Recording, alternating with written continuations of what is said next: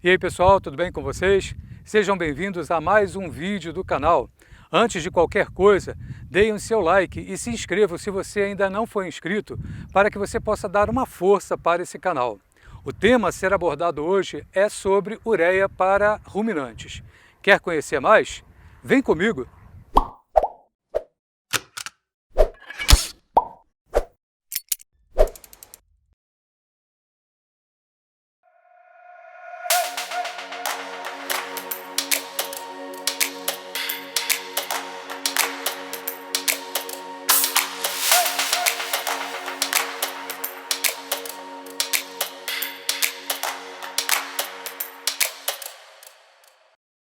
Normalmente, o assunto ureia para ruminantes causa um certo desconforto para muitos pecuaristas. O tabu que rodeia esse ingrediente é devido à grande maioria dos casos de intoxicação e até mesmo à morte dos animais que acontece com o uso da ureia. Por isso, é extremamente importante conhecermos como devemos fazer uso dessa ureia para acabar exatamente com a má impressão, permitindo então que esse ingrediente possa ser utilizado sem medo algum. A ureia pecuária, como é conhecida, é uma substância nitrogenada não proteica de menor custo para ser utilizada na nutrição animal. A alta higroscopicidade, ou seja, a capacidade de absorver umidade do ambiente, é um fator que dificulta a homogeneização do produto final. A base para a administração de ureia a ruminantes está na microbiota ruminal. Os micro-organismos do rumen têm capacidade de transformar o nitrogênio da dieta em proteína de boa qualidade, por meio de micro-organismos presentes no rumen. O nitrogênio tanto pode vir de proteínas verdadeiras, como é o caso, por exemplo, do farelo de soja, do farelo de algodão, forragens, entre outros, quanto também de alguns compostos inorgânicos, aquilo que nós chamamos de compostos nitrogenados não proteicos, como é o caso da ureia.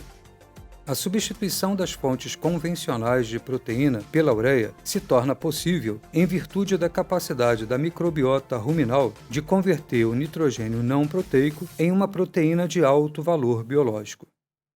A capacidade das bactérias para utilizarem o nitrogênio não proteico vai depender da quantidade e do nível de degradação da energia fornecida ao animal, ou seja, os carboidratos, e também da capacidade de crescimento da população desses micro-organismos. Mas existe um limite para o crescimento microbiano, o qual depende da ingestão de energia. Quando a ureia alcança o rumen, é rapidamente desdobrada em amônia e CO2 pela enzima urease, produzida pela microbiota ruminal. A amônia em excesso é absorvida pela parede do rumen e, no fígado, é metabolizada, tornando-se ureia novamente pela ação natural do ciclo da ureia. A ureia, ela nunca deverá ser administrada sozinha. A utilização da cana mais ureia apresenta vantagens, pois a produção da cana é alta e possui baixo custo operacional, sendo uma tecnologia que pode ser adotada por grandes e pequenos produtores. O conteúdo de sacarose é fundamental para o fornecimento de energia à microbiota ruminal, otimizando assim a síntese proteica a partir da ureia disponibilizada. O baixo teor de proteína é corrigido com a adição de uma fonte de nitrogênio não proteico, como é o caso da ureia. Já a composição mineral deve ser corrigida com o fornecimento de sal mineral de boa qualidade. O fornecimento do sal mineral é de extrema importância quando se utiliza esta dieta, pois, como dito anteriormente, a cana é pobre em minerais essenciais. Quando elevadas quantidades de ureia ingerida em um curto espaço de tempo podem levar à intoxicação devido à alta concentração de amônia no sangue. Isto ocorre porque a amônia excedente formada no rumen é rapidamente absorvida e excede a capacidade de conversão em ureia. Quando nos referimos à associação cana mais ureia, nos referimos à mistura cana-de-açúcar mais ureia mais sulfato de amônio. Como a ureia é uma fonte de nitrogênio não proteico e a cana é pobre em enxofre, é necessário adicionar uma fonte de enxofre para a síntese de aminoácidos essenciais por parte dos micro-organismos. Os sulfatos participam da mistura e fornecem enxofre como matéria-prima para as bactérias ruminais produzirem aminoácidos sulfurados. Então, o primeiro passo é preparar a pré-mistura da ureia com a fonte de enxofre. Se for feita a utilização do sulfato de amônio, a mistura deve ser na proporção de 9:1, ou seja, 9 partes de ureia para 1 parte de sulfato de amônio.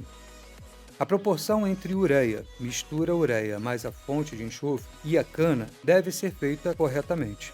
Na primeira semana, recomenda-se para cada 100 kg de cana usar meio quilo da mistura diluída em 4 litros de água. Dessa forma, iríamos regar a cana com a mistura diluída e assim homogeneizar. A partir da segunda semana, a quantidade de ureia é dobrada, passando para 1%, ou seja, para 100 kg de cana, colocar 1 kg da mistura, ureia e a fonte de enxofre, diluída em 4 litros de água. A ureia pode também ser usada no momento de ensilagem ou misturada à silagem no momento de ser fornecida ao gado, sendo sua adição durante a ensilagem considerada a mais indicada. A quantidade de ureia a ser adicionada à silagem é de 0,5%, ou seja, para cada tonelada de silagem, acrescentar 5 kg de ureia. Os animais não precisam passar por períodos de adaptação para iniciar o consumo dessa silagem. Veremos agora quais são os cuidados, os mandamentos para que a gente possa fornecer a ureia com uma maior segurança. Primeiro, introduz a ureia gradativamente, permitindo a adaptação dos micro-organismos a doses crescentes de ureia. Se houver alguma interrupção no fornecimento da ureia, reinicie o fornecimento mediante novo período de adaptação. Segundo, após o período de adaptação, limite o fornecimento de ureia ao máximo de 40 gramas para cada 100 kg de peso vivo por dia. Por exemplo, se você está fornecendo ureia para novilhos de 300 kg de peso, então a quantidade máxima diária de ureia é de 120 gramas por animal. Se os animais forem muito pesados, a quantidade diária de ureia não deve exceder os 200 gramas por animal. Terceiro mandamento: evite que o animal ingira a ureia em uma dose única diária.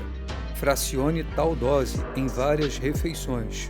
Isso diminuirá o risco de ingerir a dose diária de ureia de uma vez só. Quarto, evite introduzir ureia em lotes de animais famintos. Quinto, a ureia também pode ser fornecida misturada ao concentrado ou junto ao sal mineral. Há vantagens e desvantagens nessas alternativas. O mais seguro é mesmo misturar com o volumoso. A cana picada é o principal volumoso a ser corrigido com ureia. Nesse caso, o padrão é adicionar 0,5% de ureia à cana durante o período de adaptação. A concentração de ureia pode ir aumentando gradativamente até atingir 1,5% após a adaptação. Sexto, para facilitar a mistura da ureia no volumoso, faça uma diluição dela em água, empregando 4 litros de água para cada 1 kg de ureia. Espalhe a solução sobre o volumoso com o regador e use um gadanho para melhor distribuir a mistura no coxo. De preferência, o coxo deve ser coberto para evitar chuva e furado embaixo, para que um eventual excesso dessa solução de ureia não se acumule no fundo, o que favoreceria uma intoxicação. Sétimo, ao invés de ureia pura, utilize uma mistura de ureia com sulfato de amônio na razão de 9:1. Oitavo, procure fornecer também um concentrado energético, o qual representa uma fonte de energia prontamente disponível, que vai estimular a proliferação microbiana. Nono, a proteína verdadeira, obviamente, é de melhor qualidade nutricional que a ureia. Portanto, não substitua um alimento proteico por ureia. 10. Não fornecer ureia para animais jovens, pois estes ainda não possuem um rumen devidamente funcional.